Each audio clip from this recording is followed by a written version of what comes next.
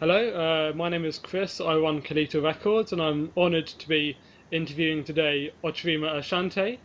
Um, as some of you may well have known, we had the opportunity to work with Okyerema and re-release his 1980 album Sabi Get Down, which he originally released in 1980 on his own record label. And we thought it'd be a nice accompaniment to the record to release also a video interview with him, talking about his career from his start all the way up until now. Yeah, my name is Chris. I run Kalita Records, and it's an honour to be working with Okyerema. So, as I said, Okyerema is a master drummer.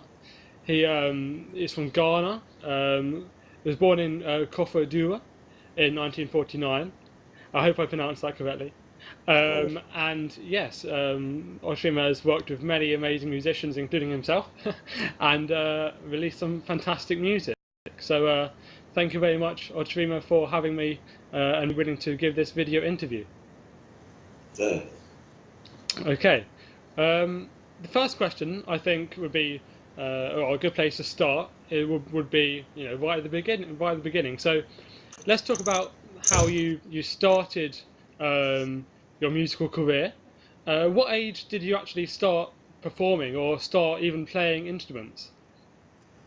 I started at a very early age. Very early age. What age would you say? Like, I became a master drummer. Yes. At the age of 10. At the age of 10. Yeah, that is where I earned my title, Okyerema, and named the name. So became Okyerema. Sorry, please continue, sorry. Yes, Okyerema means master drummer. Yes. My uncle was the senior master drummer at the palace in Koforidua. Okay. And he saw my interest in drumming, so he started me right from the age 3. So by the time I got to 10 years old, I was a master drummer. I was playing with the older people, at the palace. Amazing. At the age of 10. Yeah, luckily at the age of 11, I became a member of a cultural troupe, formed by the Ghana Young Pioneers movement. It is a movement that was formed by the first president of Ghana to create awareness, in the youth and teach them to be proud of who they are and to be aware of their personality, So through that cultural group, I started performing at a very early age. I even got the chance to perform for the Queen of England when she came to Ghana in 1960. Wow. So since then, I've been performing ever since. And I don't know when I'll stop performing. Hopefully never. Yes. I'm sure you've got a lot of time still to go, and it's been fantastic up until now as well. So yes. So you performed for the Queen. Yes. How was that? Was it nerve-wracking? What was it like? Yes, I was young, 11-year-old, at a place in Ghana called Aburi Botanical Gardens. Okay. Yeah, she was on a visit, and the first president, Dr. Kwame Nkrumah, brought her and the husband there. Right. So when they got there, this children group, we were all kids. Yes. Performing like grown-ups. They were very, interested to see kids doing that, Yes. Are you still in contact with the other kids who you were performing with? Do you know any of them? Some of them has passed, Okay. but the ones remaining, we'll be seeing each other from time to time. Fantastic, amazing, wow.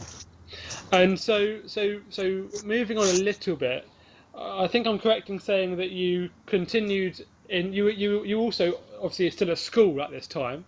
And you stayed in school until around the age of 20, is that correct? Yes. And you were in school in Kumasi? Yes, I went to a school called Opokuari Secondary School in Kumasi. In fact, whilst I was in school, I was also a drummer for the Koforidua Casino Dance Band, which was a national act. You know, Okay. they have some nice recordings, very, very nice recordings, So while Yes. I was in school, like I said, during midterms or weekends, I would skip away from school and go and play some music and come back. In fact, I used to get into trouble for that. I remember we talking before about the time that you the headmaster prohibited you or stopped you from leaving school, but you did. You went 120 miles away to perform. Did you Yeah, want to talk about that story a little bit? yeah, with my group, the Koforia Casino Dance Band had we had what is called Star High Life competition. Right. Uh, the Star Brewery of Ghana used to do some dance competitions, Okay. and this time they were doing it in Koforidua, where I come from, and my band was playing, and I was in school, so I've scheduled that I'll go and play. And luckily for me, it was the midterm. Yes. But uh, when the time came that we were about to go, the headmaster, for some reason, canceled the midterms. He canceled the midterms. Then I said, wow. And I cannot, disappoint my group. No. So I went anyway. So here am I, sitting on a drum, playing, and everybody was happy and cheering me. And I looked on the floor, and I saw the headmaster on the floor dancing. He has traveled 120 miles to Koforidua, my hometown, and he is also from Koforidua, my hometown too. Ah. So he has come home and dancing, and he canceled the midterms, and he came, So, and there were two other guys that were with me from the school. So they came and hid behind me at the bandstand, right? And here am I couldn't hide. I No, was making, you were playing the drum. Yeah, of course. like, You could yeah, nowhere to hide. all that. So let's say on Monday morning, like we left Kufura about 3 a.m. By 6, bam, we were in Kumasi. So by 6:30, I was in the classroom. Is it First in the classroom this on Monday morning? on Monday morning. You were Monday morning at 6 o'clock in the morning. Right. Yeah. So I was in the classroom, man. I saw the office boy, coming. Office boy came and said, "Hey, Santi, the headmaster wants to see you at the office." I said, "Wow." Oops. so so I went to the office. I said, "Hey, Asante, who gave you the permission to go to Koforidua?" And I said, "You, sir." He said, "Me?" I said, "What?" So he took his file and he looked at the file and he saw that, yes, I wrote for an SDR, but he did not approve it. He He declined it. I said, "Oh, okay. You need more time to play your drums. So, okay, go and take 2 weeks. Go 2 weeks off to play the 2 weeks." drums. So I was suspended for 2 weeks. You were suspended for 2 weeks. Yeah, and I couldn't go home to Koforidua, so I stayed in Kumasi and hung out with some musicians there. Wow. Wow. Wow. Wow. Well, maybe he was trying to give you a hint that he knew you were obviously talented and wanted you to practice them more. Yeah, Wow, that's an amazing story. So that was at around age 20, yeah. and the first band that you were part of, or the first band, I guess that maybe released records, would be Headzele. Is that correct? Yes, Hejola. But before Hejola, I play with some other groups that we formed some pop groups, Okay, around Tema, right. and then after Tema for a while, I was invited to Togoland, You invited to where? Sorry, yeah, Togo. Togo. Oh, right. Okay. Yeah, Togo. There was a group there called Los Profanos. So I Okay. was there, and I went there as a trap drummer. Oh, you went there as a trap drummer. Okay. So I was playing the trap drum. In Right. fact, it was at Lome, the capital of Togo, Yes. that I decided to go back to traditional music. Yes. Okay. Because being a master traditional drummer, okay, I had stopped. You see, I taught myself how to play the trap drums in school, Right. and I have stopped playing the traditional music and playing trap drums, playing James Brown and Beatles and Yes. all that stuff. More Western sort of. Yeah, yeah. But Yeah. so in Togo, I used to go to Aflao, which is the border. Okay. The border, near the border. I have some cousins there who were border guards, you know. Oh, right. So Okay. so when I'm broke in Togo, okay, in Lome, I'll walk to Aflao to my Right. cousins, and then we would have time, a nice time, drink some palm wine and eat some food, and Yeah. I can get some change in my pocket and come back, you know. Right. So I was on one of those trips, and on my way, there is a hotel there called Lebeni. Lebanese, a hotel. Yeah, yes, Lebeni. I heard some drumming sounds coming out of the hotel. So I was tired. I said, let me go to take a rest at the hotel and let me see what they're doing there. Yes. So I went there.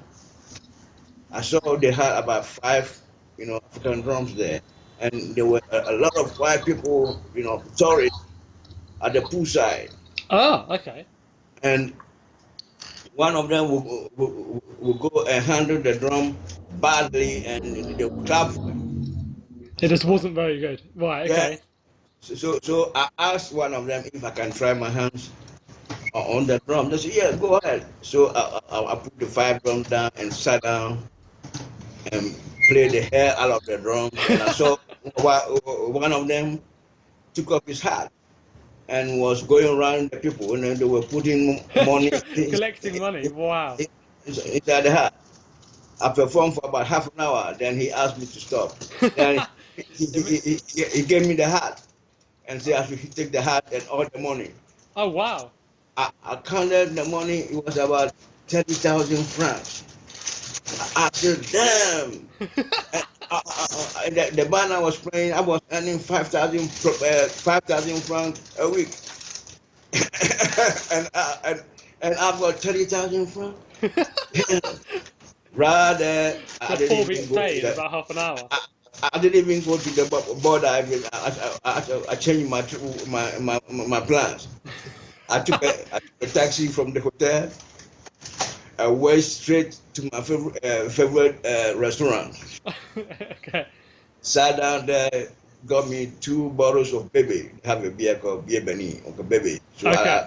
I took 2 bottles of baby, drank, and had a nice meal. So when I went home after the meal, I started to think. I said, wait a minute, man, I've been playing trap drums for this band, and I'm getting 5,000 francs a week. I just went there, played the African drums for 30 minutes, and I got 30,000 francs. Now I'm going back home. I'm going back home to get my African drums and concentrate on that. Yes. So I told the band manager, I quit. I'm leaving. They said, we depend on you. I said, no, no, no, no. My parents have sent somebody to come get me. So, You said your parents had come to get you. Ah. so I have to go. Yes. So I left. So that was the different. I would say that was my first professional life. Yes. Aside from Ghana. Right. Okay.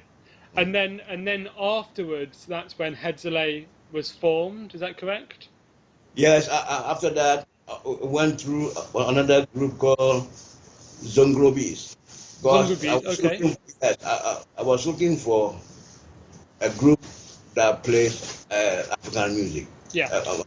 a group that uses okay, African okay, instruments, but it was very difficult. Right. Imagine I show up from Kofoda, my hometown, with my suitcase and my talking drum, Yeah. It's a lot of stuff to carry. and I didn't even know where I was going to stay in Accra. Right. Oh, right. So I went straight to a nightclub called Tiptoe Gardens. Tiptoe Gardens in Accra. Yeah, in Accra. It Yeah. used to be a very popular nightclub in Accra.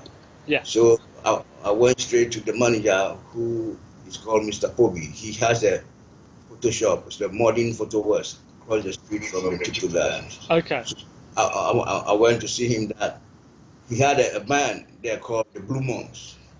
Okay. So I went to see him that I want to join his band. Then he asked me, what instrument you gonna play?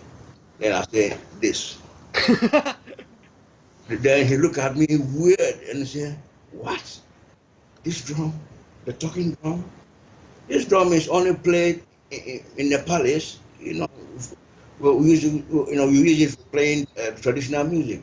And I said, yeah, it's a musical instrument. You can use it to play all Anything kinds you want, of course. of music. The guy looked at me, and in the first place, I wasn't ready to take no for an answer. Yeah. So he was jumping here, and then I would meet him here, and I said, okay, wait a minute. I can also do a floor show, like say when you have your dance during the intervals. I can come and do a one-man show. A one-man show. Okay. Yeah. Then he said, okay, do it. Let me see. So I started to perform for him in his office. Then he looked at me and he smiled and said, wow, this is good. I said, okay, follow me. So he took me to the club, and the band was rehearsing in the club. So he told the band leader, Ebotela was the leader of the band. Okay. Yeah, Ebotela. So he said, he told Ebo to try me because I want to join the group. Oh, sorry, So, Ebo Taylor. Sorry, I didn't yeah, get that. Oh, fantastic. Okay. Yes. so there was this guy in the group who was like the lead singer in the group. Okay, his name was PP Dynamite, and Pete Dynamite. Okay. yeah, he imitates James Brown, and he does all the James Brown's dancing moves Yes. and all that. Yeah. And he was very popular for that. So this guy saw me with the talking drum, and he said, "Ebe," in his language. He said, "Ebe, I've been there Yagrasa for her." It means, what do you think we play traditional music here? Yeah, here we play soul music, man. We Yeah. playing Brown, we playing Santana. So what are you gonna do with this, talking drum here? And I say, wait a minute, brother. It's a musical instrument. Yeah. Whatever music you play, I can join you in it with this drum. So they even ignore me completely. They were rehearsing, and I was sitting down. For about 3 hours, they were rehearsing. They completely ignored me, Okay. and they were trying to play one of Santana's, music, Yes. Carlos Santana's music. Yes. And I listened to the music, and I could hear some other drum parts in it.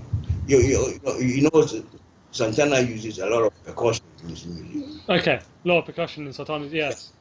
So I picked some sounds from the music.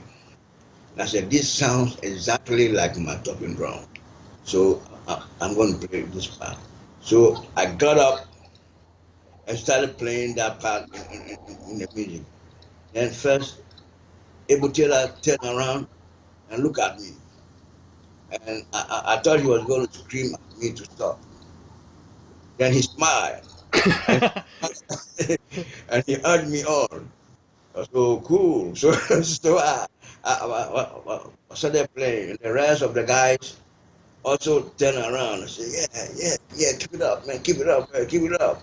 So after the sound, oh yeah, this is what we were missing in the music. We were missing this sound. Oh man.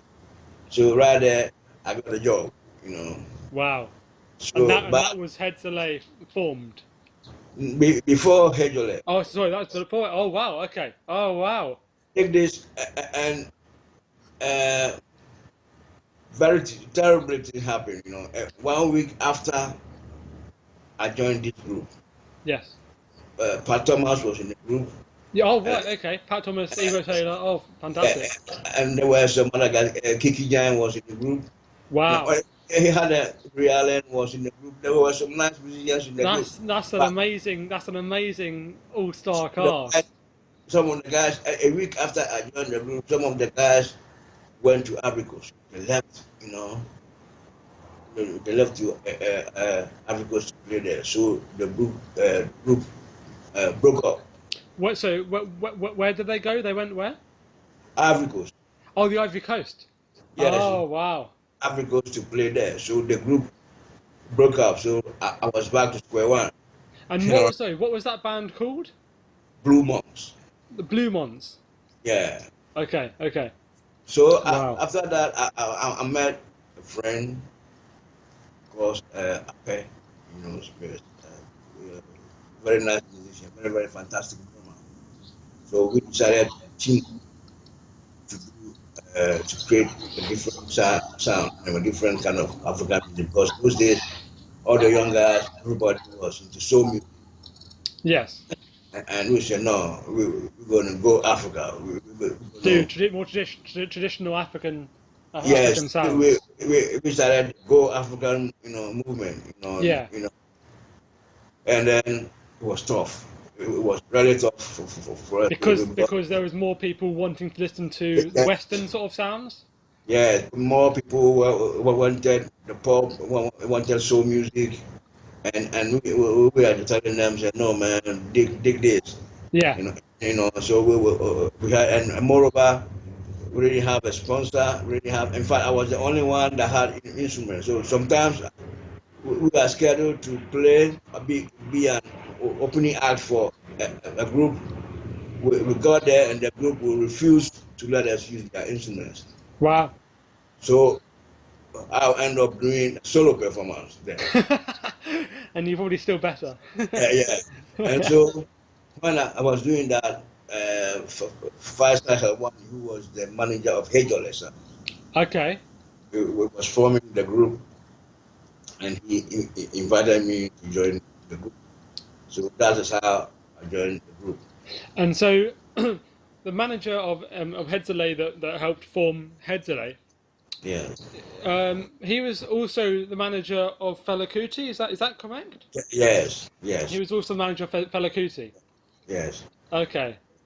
And I remember you saying before that you used to play at Fela's club, the Shrine. That's correct as well? Yeah. When we go to Nigeria, we go like we are the guests of Fela, so we play at the Shrine. Yes. And Fela also comes to Ghana. He hangs out at. We had a place called Napoleon Club at Osu. Napoleon Club, yeah, I've heard of the Napoleon Club. Yes, very famous. And for Faisal was also producing all the shows that Fela does, you know, in Ghana then. Right. Yes. We used to open for him. Okay. You know, so one day we were at a club, you know, Napoleon Club, playing at night, and Fela showed up with this short black man, fair colored black man, and this white man, tall black man, tall white man. Tall white man and a shorter black man. Okay. Yeah, wearing dashiki. Yes. You know, so one of them stood at the speaker on the left side, and the other one took the speaker on the right side. Okay. So after our performance, they went upstairs to Faisal's room, and Faisal, our manager, invited the band up there. So we went up there, and he introduced Fela introduced Hugh Masekela to us. It was Hugh Masekela. Yes, and his partner, Stuart Levine. Right. Okay. Yeah, so he invited Masekela to bring his horn the next day to jam with us. Yes. Next day he brought his sugar horn, and when he put his horn in our music, it's like it raised the music It like from raised it to here another level.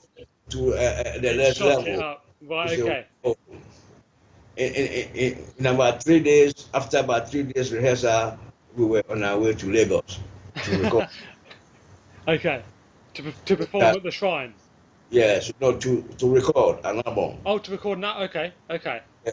So that's where we did an album. We did the tracks and everything at the EMI studios at Apapa in Lagos. Yes. And Masekela took the master tape to LA, Okay. where he played his part, mixed it, and released it. So when he Amazing. the music back to us, Yes. wow, is that we playing this? Well, we didn't believe our ears, you know. So Hugh must have told you that he took the master tapes to America, added his Yeah, own instruments, brought the yeah, master tapes back. So he yeah, obviously mixed it down in America. Well, so it must have sounded fantastic. yeah. Really fantastic sound. Wow. And then it was pressed in Ghana. This is the No, Heads of the album. Oh no. it was plus released by a record company in California called in LA called Blue Town. Oh, okay. Okay. Yeah. So the record company said, "Wow, you got to bring this group here for, to promote the album. It's a great album, you Yeah. know." So that's how we ended up in the U.S. We arrived on the 1st of January 1974. 1st of January 1974. Yes. And I remember you saying about the temperature. You'd been misinformed about how hot it might be. Yeah, no, when we arrived, right? We arrived at the Dallas airport first in New York, and we connected to Dallas airport. Dallas Airport. Yeah, so we'll be hanging within the terminal, so we didn't know how cold it was outside. No. And this was, in January. In January. Oh yeah, of course, it's the 1st of January. Right. Okay. And I remember when we were leaving the airport. I was first, when we were leaving the terminal, I was first, The first person out of the door. yeah, and none of us was dressed properly. We all dressed in our own, African Traditional clothes, dress. yeah, traditional dress. So when I step out, the door swung open, and I step out. The breeze that came in there, the cold, I jumped right back in there. So no, no, no, no, no, no. No, no, no, no, no, no, I'm not going out there. No, no, no, no. Wow. So they came to the airport. They met us with limousines, two limousines. So Two limos. Okay. they, they brought the limos very close to the entrance, and you ran into You it. ran from the terminal into the limo. Yeah. So from there, they took us straight to a club in Georgetown. In Georgetown. Okay. Yeah, a club there. That was the first place that we played, called Celador. Okay. Cellar You know, door. yeah. So whilst we're having a sound check at Celador, Stu Levin went to an army separate shop and got us some jackets. Got some jackets. That's a very good idea. So finally they gave us all jackets. So we were all wearing green jackets. And that was the time the U.S. Army were returning from Vietnam. Right. Yes. Well, when you see us all in the green jackets, we look like we just arrived from Vietnam or something. Rather than Ghana. Oh wow. Wow. Wow. Wow. Wow. Wow.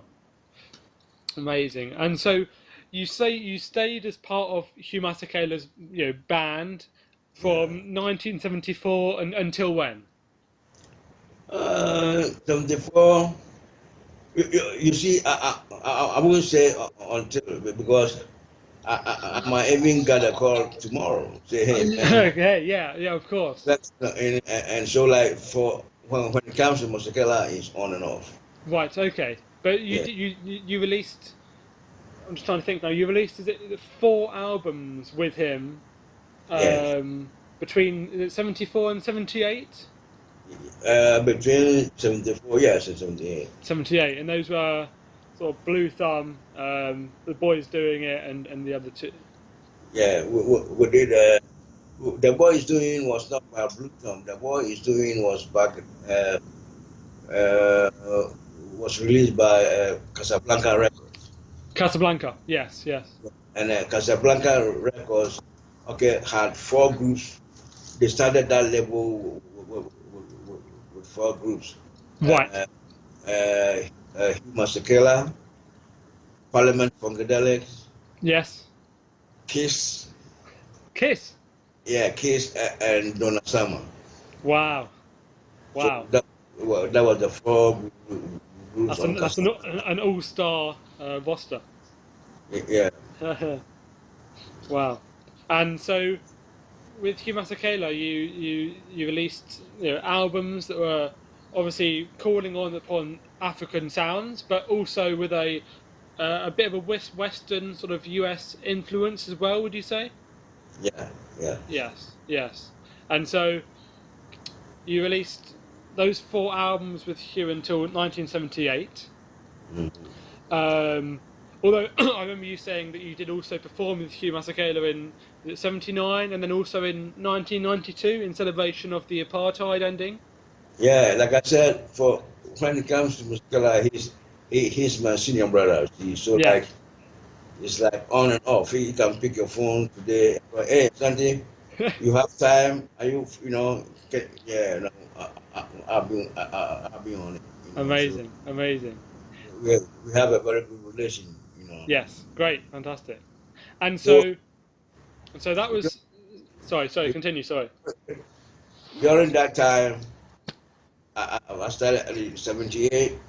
During that time, I started to write Sabi. Yes, that's what I was going. Yeah, so Yeah, therefore, yeah, that led on. Do you think naturally onto Sabi? yeah, because because that time it was disco era. Yes, yes. It Like I was the said, disco craze. yeah, Donna Summer. In fact, Masekela even did a song. We did a single called Disco Kid.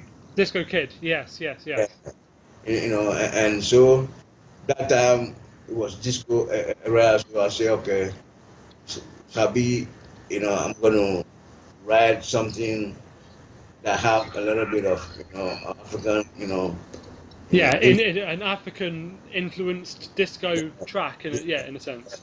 so that's what I did. Fantastic. And so you wrote all of Sabi and you wrote all of That's My Girl. Yeah, yeah. Amazing. Fantastic. Amazing. And so just for people who don't know what Sabi means, what does Sabi actually mean? As you said, it's actually get down. So like dance. Dance, get down. Fantastic. Right. And so there's Sabi is mostly sang in English, isn't there? But there is a phrase that's repeated throughout the song. I think in Yeah, the can you talk about that phrase, please?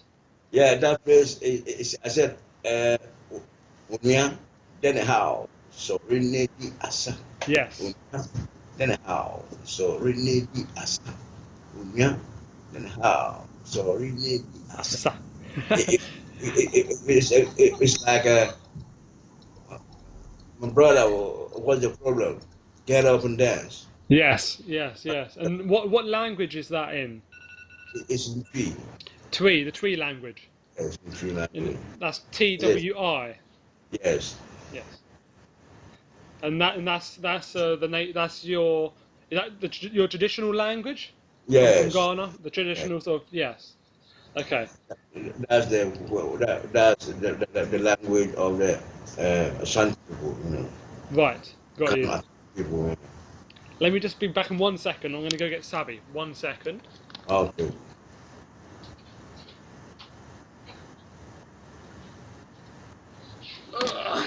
There we go. So this is obviously the original Sabi Okay, yeah. with the original label. Yeah. And then this is obviously the new re-release of Sabi on Kalita Records with all of the liner notes going through Okyerema's career, just like as we're doing now. How long did Sabi take to from start to finish, from when you very started writing the first track to to the end? How long do you think that would took? You mean the music? Yes, yeah. The length of the music? No. So from the time that you started writing the songs, That's all. Yeah. until when it was released, how long was that? So actually, it took me about 4 years. 4 years. Yes, because it was that was my first production by myself, and the money was a problem. It was self-funded by yourself, so you paid for everything. Yeah, self-funded myself, and to pay for everything. So wow. I'm sure it wasn't cheap. Yes, it got to a point I have to put it down for a while. Yes. Go back to it later when you can afford to continue recording, or that yeah. Very frustrating, but I was determined to to do it. Yes, and on the back of the sleeve, you pay homage to other musicians who have been sort of important, influential, in creating Sabi. I think you mentioned Fela Kuti, but you also mentioned other well-known musicians such as Lonnie Liston Smith. Yes. And so I think you released an album with Lonnie. You'd already released an album with Lonnie a few years before, hadn't you? Yeah, I did one of his albums called "Love Is the Answer." Love is the answer. And then I also toured with him for a while. Okay. But before that, I was working with the Plunky and Oneness of Juju. Oneness of Juju, of course, as well. Yeah, Plunky and Commando.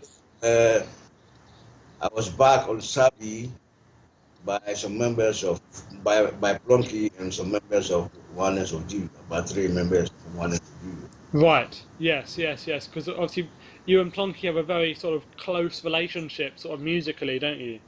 Yes, we are brothers. You're brothers. Yeah. Exactly. Yes. And you've continued that relationship until today. Yes.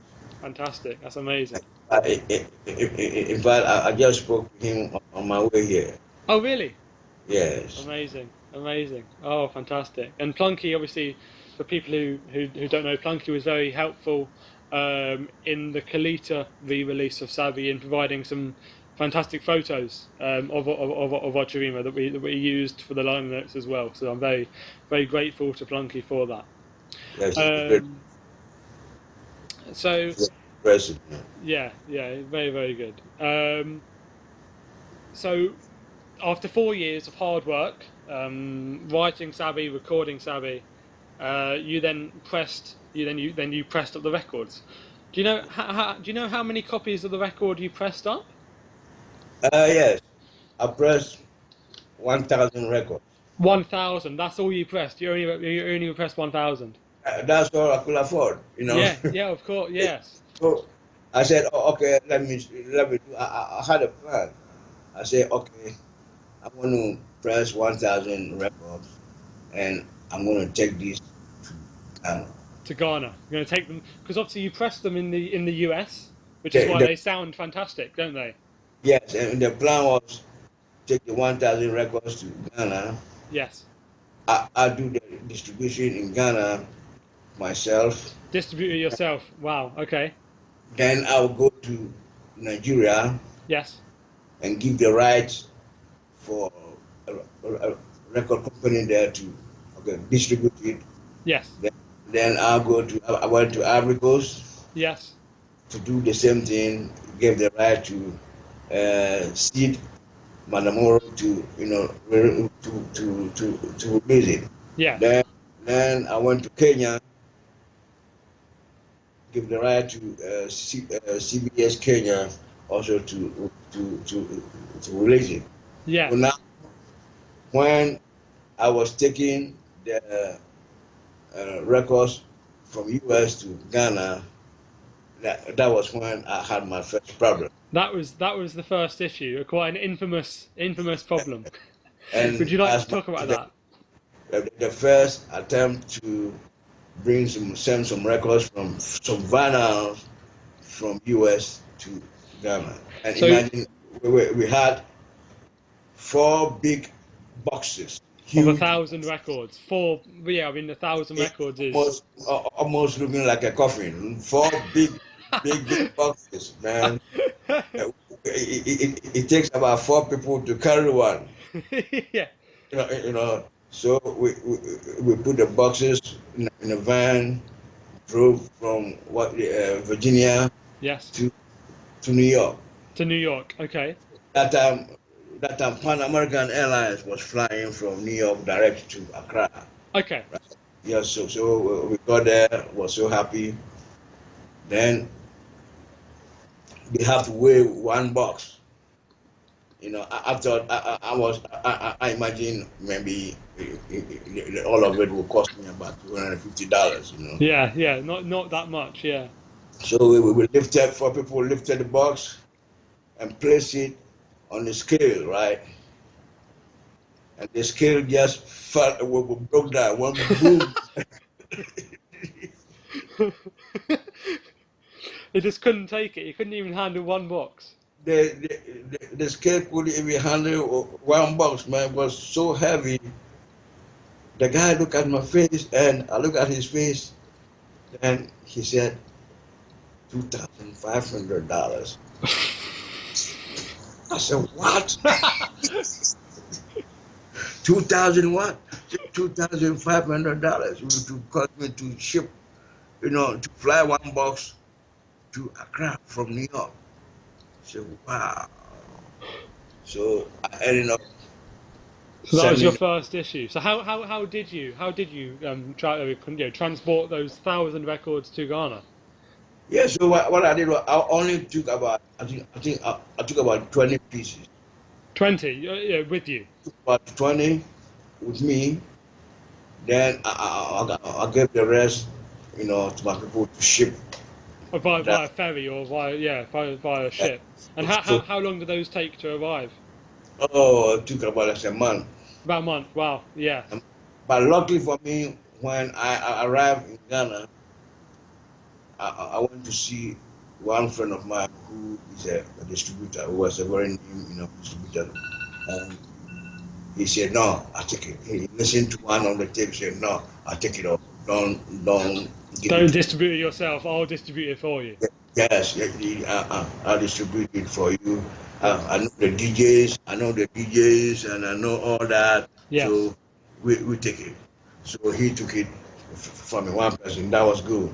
That was a lot of, I mean, there's, being working for a distribution company myself as well, I know the perils of trying to distribute a record yourself. It can be a very tough thing to do if you don't know where you're going to send the records to, do you? So using a distributor was probably a very, very wise idea. And so those 1,000 records, I guess, were probably were distributed and sold very quickly.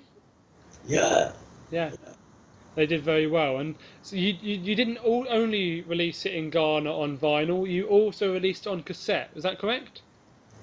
No, for Sabi was only on Sabi was only vinyl?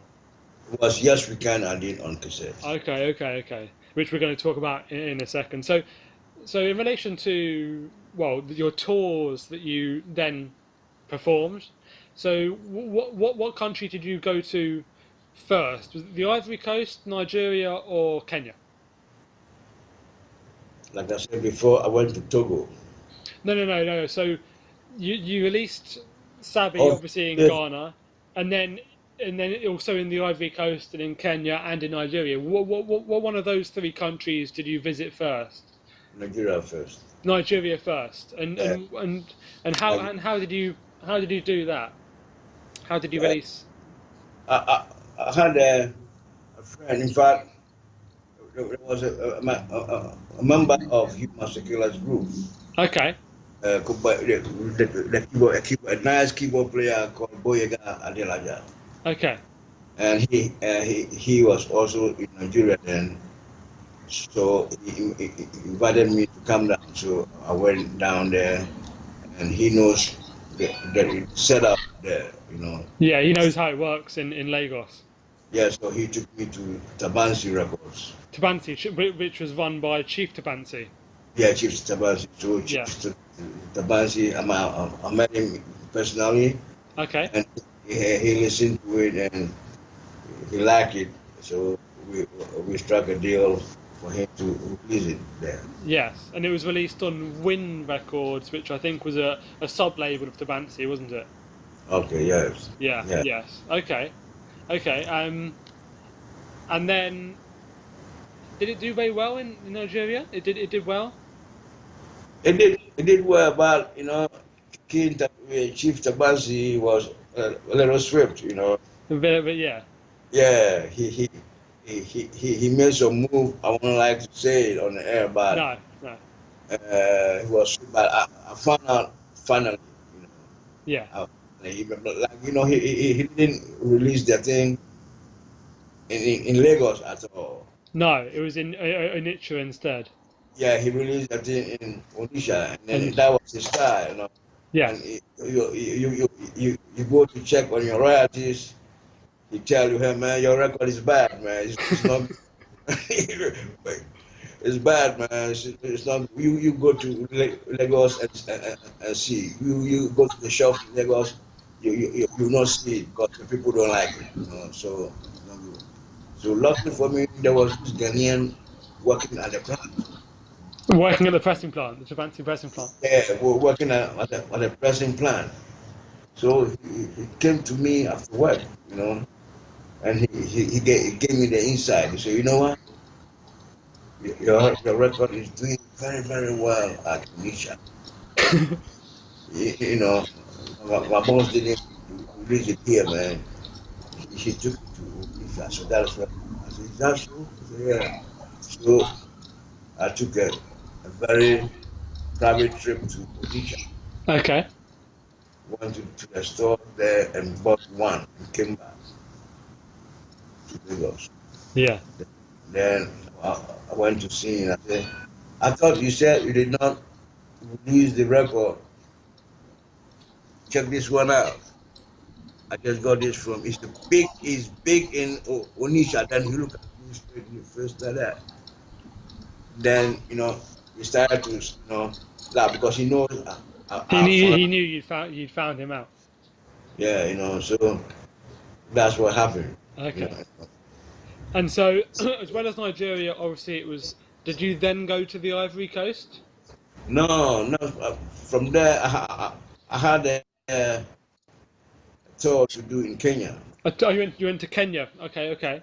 So I went to Kenya because the Ghana ambassador in Kenya invited me to come down at that time. So I went there to do some performances, some live performances there. And while I was there, I said, man, I'm here in Kenya. I might as well try and release the album here. Yes. So I met the people from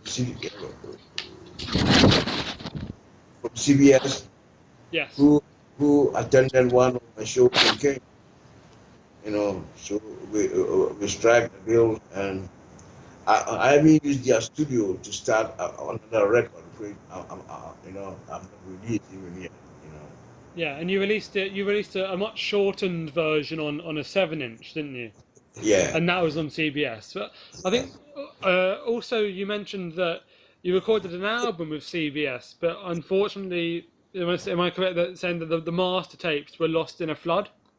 Yes. Yeah, unfortunate. Well, no, everything. But, then you went to the Ivory Coast. Is that correct? Yes, after that, I went to the Ivory Coast. And you met Madame Oro Madame Oro, from her label was C, SIT, S, SID, yes, I did, yes.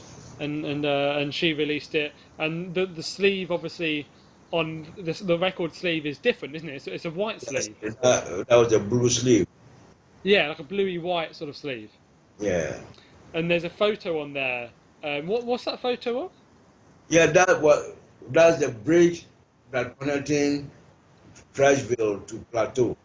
Ah, okay. Because it's a big bridge, Big bridge in Abidjan.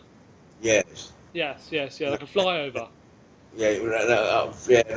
That was like the first of its kind in The Africa. first So one. they say, why don't you go there and take a picture between Yeah. over? So that's what we did. Amazing, amazing, amazing, fantastic. Um, so that's I guess. And so what year did you go to the Ivory Coast? Was that around 82, 81? 82. 82. Okay, and then after Sabi, you then released an album called Yes We Can. That's correct. Yes. And you released that. That was, I mean, most people would know about it as a vinyl release in Germany, Hmm. which was released in 1986. But I think I remember you mentioning that you released it earlier in Ghana. Is that correct? Yes. I released Yes We Can earlier in Ghana on cassette. On cassette, and the But, cassette but only in Ghana. in fact, I wrote Yes We Can. The reason why I wrote Yes We Can. See, when I arrived in Ghana from Kenya, right? Okay, Arrived in Ghana. I was in Kenya for 3 months. okay, So when I got to Ghana, it was Christmas time. okay. I got to Ghana, I think the 20th of December or something like that. And then on the 31st of December, there was a coup. A coup. Okay, Uh, that was just the second coup that J.J. Rawlings came back to power, right? right. And that caught me right in Ghana, you know. So at that time, things were really harsh, and Yeah. the stores were empty. You go to the supermarkets, they were selling cassavas instead of clothes and things like that. Just like yeah, replacement items. Okay. And people were running out of the country. People were leaving. Yeah. No, I understand. Yeah. And that time I just arrived, right? So people ask me, Okyerema, what are you doing here? You should be leaving. You Why are you can't. going back? Yeah, yeah. Yeah, when you're going back. And I said, what do you mean when I'm going back? I just got here. And they said, man, this place is messed up, man. So, but you better get the hell out of here, man. And I said, no, no, no, no. Whatever it is, we can do it. We can fix it. Ah, Yeah. okay. Okay. So the Yes. title was a call to action, a motivational sort of Yeah. yeah, Yeah. spurring Something to on. motivate the people, who are saying that we can do it. So Yes. that's how I wrote Yes We Can. Ah, fantastic. And so you released it only in cassette in Ghana. It never came out on vinyl, did it? No, no, in the cassette. And the company in Germany liked it and they contacted me and say they were actually he's a Ghanaian. Okay. Yeah, he wanted to release it on vinyl. Then I gave him the rights to do it. Yes. Fantastic. And how many cassette? I mean, it was in. I've got a figure in my head, and I don't know if it's correct or not. Did you say 9,000 cassettes? Yeah, yeah, Nine it thousand. did well. It did well. It did well. Yeah, 9,000. And And did you say that you did those yourself? yeah, Yeah. So again, self-funded and did well. Fantastic. I mean, I have scoured the internet and I can't find any mention of cassettes. But I think we talked about the other day that cassettes don't last like vinyl do. So, you know, you might have the odd one, but be wonderful if someone actually could find one. You know, it'd be great to see. Yeah. Yeah. I know I have one somewhere. You know, I have one somewhere. Somewhere. Okay, maybe we can track it down. It'd be interesting. It'd be lovely to see. Hmm. And so yeah, 83 was the cassette version of Yes We Can, and 86 in Germany was the vinyl Yeah. release. And you, since then, you've also released other albums as well. Yes. Um, Uh, so uh, uh, what was the first? So it was Drum Message. yeah. Drum message is the first one. Okay. Drum message, and I recorded that also with Plunky. Yeah, also with Plunky, yes. Yeah, for Blackfire Records. Blackfire Records. Blackfire, you know, and then It's also an amazing album. Let's just say that. yeah, That's a fantastic, really amazing percussion. Some of the tracks are very funky, and disco-y as well. It's also fantastic. yeah. So drum message, and then Yes We Can, and then after that I did Crabs in the Bucket. Crabs in a Bucket, okay, as well. Yeah. I did Crabs in the Bucket, and then I did uh, a drum solo album. That's a percussion solo album Okay. called The Big Chief. The Big Chief. Yeah, the title is Ohinikesia Bintia Nasunchim, means the big chief would shit on his face.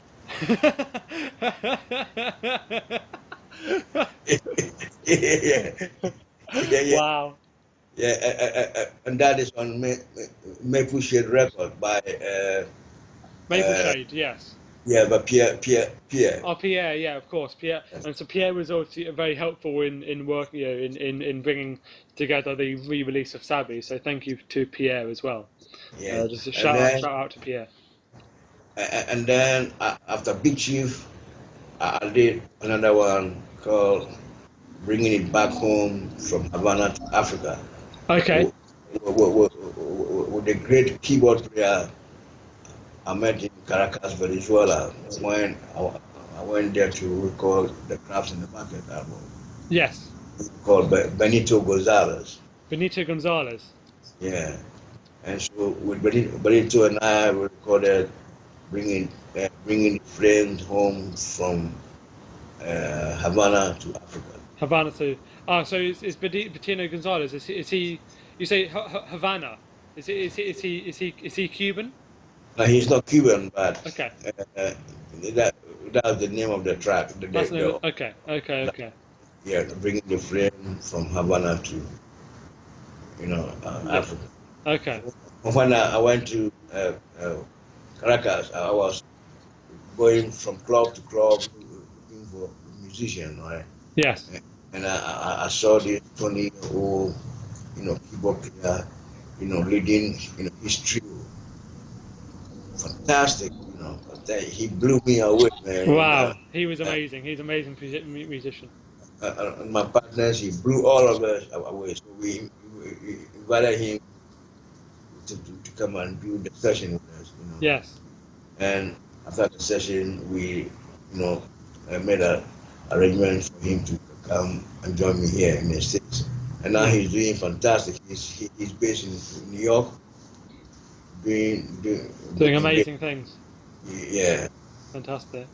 And then I guess the last thing, because we're nearly up to an hour, we're very close. We're 59 minutes, but we're nearly to an hour. The last thing I think we should probably talk about is obviously your involvement with Paul Simon and Fleetwood Mac. So how did you get involved with who did you meet first? Was it the Fleetwood Mac sort of gang, or was it Paul Simon? Yeah, you see, the thing is like this. I did a project with Mick Tripwood Mick Fleetwood, you did a project with him, yes. in Ghana, Okay.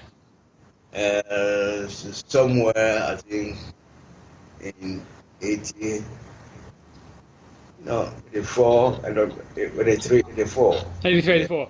And that was what was that album? Mick came to Ghana to do his solo project called The Solo Visitor. project.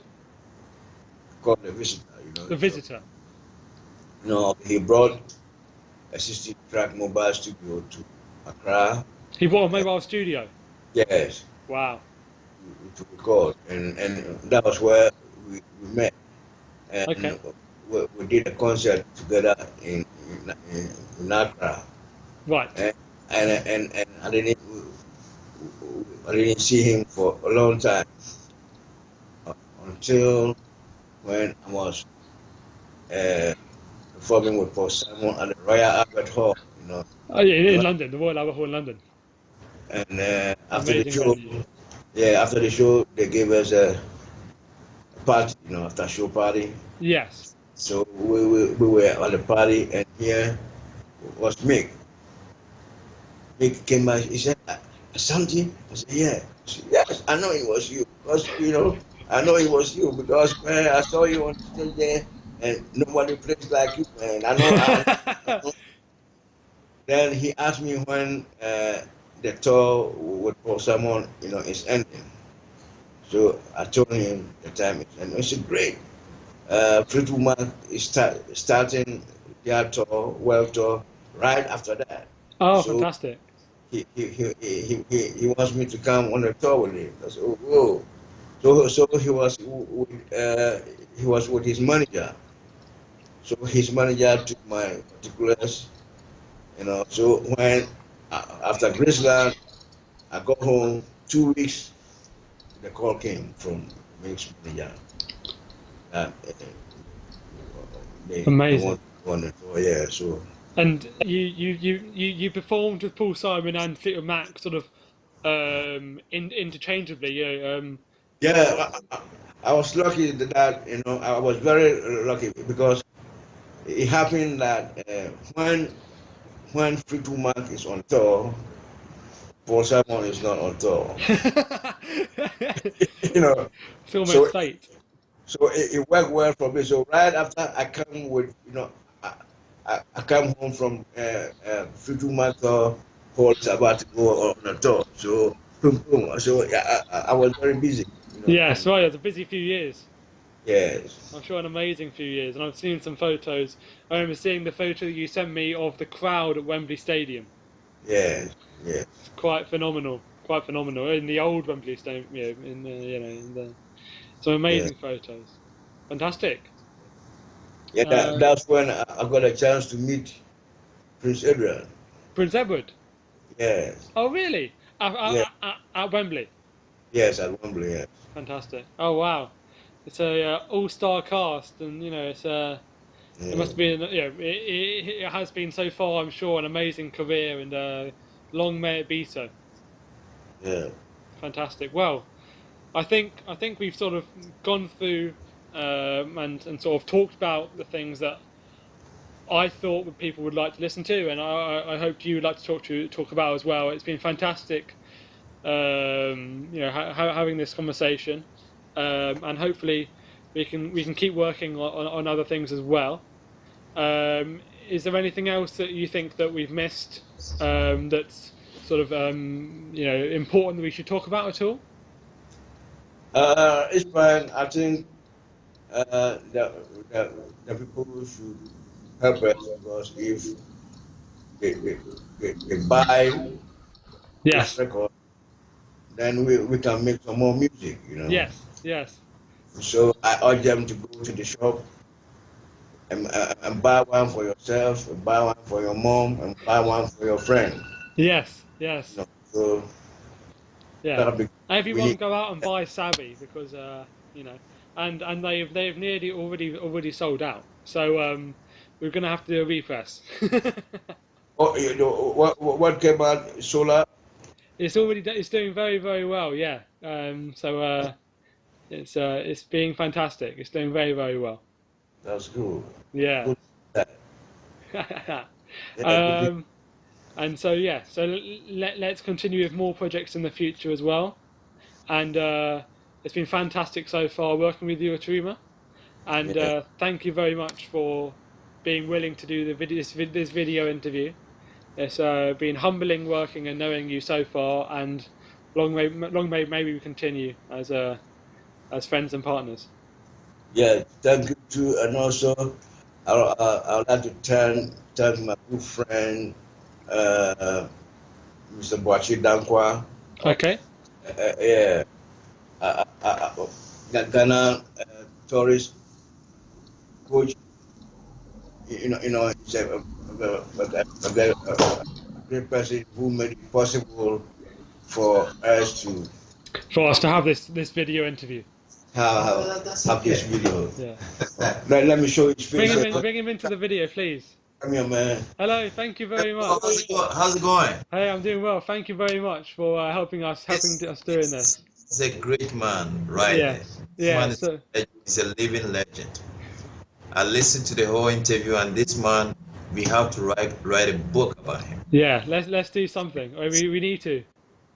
He's a great man, seriously, and it's a joy having you interviewing him. And I think it's going to go a long way. You're going to have long mileage. Yes. Yes, I hope so. I hope so. It's been fantastic so far, and I'm really looking forward to what we can do in the future as well. All right. So we have a radio station here promoting tourism, and that's what he's doing. Yes. Yes. So this is a studio, and he's part of it. He comes here. This is his home. So we do a whole lot of stuff together. Fantastic. Yes. Amazing. Good. Well, thank you very much, and it's been great talking to you, Okyerema, and also your CEO. Thank you very much, and yes, you're welcome. Thank you. All right. Thank you. Goodbye, guys, and yes, thank you very much. All right. Bye bye.